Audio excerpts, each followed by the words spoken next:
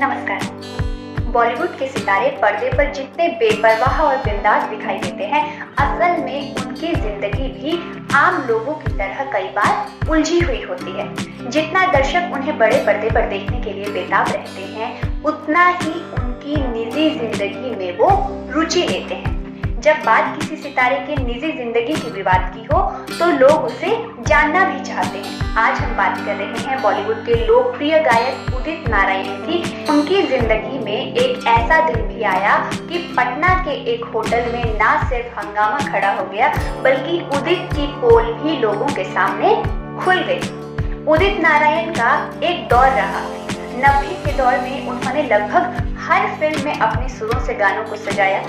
Film कयामत से कयामत तक में गायक की जिंदगी बदल दी थी। जहां एक और उनका करियर ऊंचाइयां छूने लगा, वहीं उनकी निजी जिंदगी में एक ऐसा भूचाल आया जो सिर्फ उन तक ही सीमित नहीं रहा। आप ये तो शायद जानते ही होंगे कि उदित नारायण ने 2 शादियां की हैं, लेकिन शायद आप इस बात से वाकिफ न हो कि पहली पत्नी के होते हुए गायक ने मुंबई आकर दूसरी शादी कर ली। और जब उनकी पहली पत्नी को ये सब पता चला, तो मौका देखकर उन्होंने खूब हंगामा कर दिया। हंगामा ऐसा कि उदित नारायण और उनकी दूसरी पत्नी को होटल छोड़कर निकलना पड़ा। वो अपनी दूसरी पत्नी दीपा के साथ शादी में शामिल होने पटना गए थे। शादी से लौटकर वो होटल के कमरे में सोने की तैयारी कर रहे थे। तभी करीब 150 लोग उनके होटल के बाहर जमा हो गए और हंगामा करने लगे। वो लोग उदित नारायण पर गंभीर आरोप लगा रहे थे। मामला बिगड़ता देख होटल स्टाफ उदित के पास आया और उन्हें लोगों की शिकायत के बारे में बताया। स्टाफ ने बताया कि कुछ लोग होटल के बाहर आए हैं, जिनका कहना है कि उनके साथ एक महिला है जो आपकी पत्नी है। अब आपको उदित नारायण का जवाब भी बता देते हैं। उन्होंने जवाब में कहा, मेरी एक ही पत्नी है जो अभी कमरे में मेरे साथ है। कोई और पत्नी होने का सवाल ही पैदा नहीं होता। गायक का जवाब सुनने के बाद होटल स्टाफ ने बताया कि बाहर रंजना झा नाम की एक महिला खड़ी है। इतना ही नहीं, वो अपने साथ आपकी शादी की तस्वीरें भी लेकर आई है और बैंक अकाउंट की पासबुक भी उनके पास है, जो उदित नारायण और उनकी पहली पत्नी रंजना झा का ज्वाइंट अकाउंट है। महिला ने ये भी बताया कि उसकी और उदित नारायण की शादी साल 1984 में हुई थी।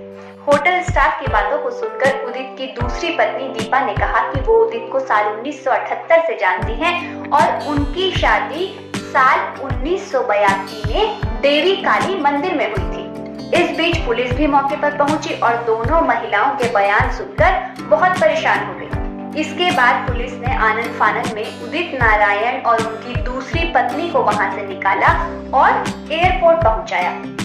फिर रंजना झा ने बिहार महिला आयोग में शिकायत दर्ज की। आपको बता दें कि रंजना की बातों में सच्चाई देखकर उदित नारायण के रिश्तेदार भी रंजना के साथ आ गए। उधर आम जनता ने भी रंजना का समर्थन करना शुरू कर दिया। बस फिर क्या था, अखबारों से लेकर रेडियो तक में उदित नारायण और रंजना के चर्चे हो रहे थे। रंजना झा के समर्थन में नेपाल रेडियो ने उदित नारायण के गानों पर पाबंदी तक लगा दी। हालांकि जब मामला बहुत बढ़ गया तो उदित नारायण ने आखिरकार ये स्वीकार कर लिया कि रंजना झा उनकी पत्नी है।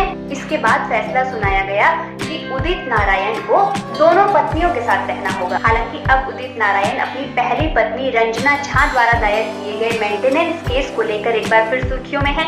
इस मामले में उदित नारायण बीते शुक्रवार यानी 21 फरवरी को सुपौल फैमिली कोर्ट में पेश हुए। उन्होंने अपनी पहली पत्नी रंजना के साथ समझौता करने से इनकार कर दिया और कहा कि वो केस लड़ेंगे। धन्यवाद।